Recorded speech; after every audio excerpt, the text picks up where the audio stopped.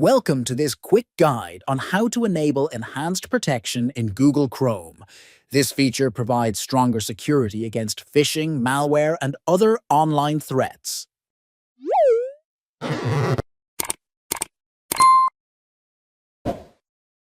First, open Google Chrome on your device.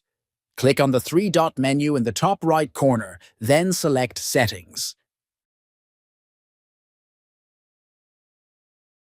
In the left-hand menu, click on Privacy and Security, then select Security. Under the Safe Browsing section, you will see three options.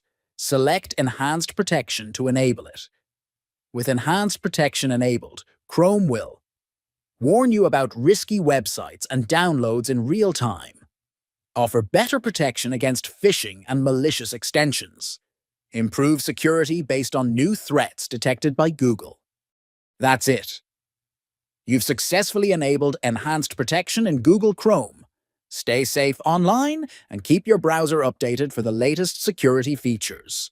If you found this guide helpful, consider subscribing for more tech tips. Thanks for watching.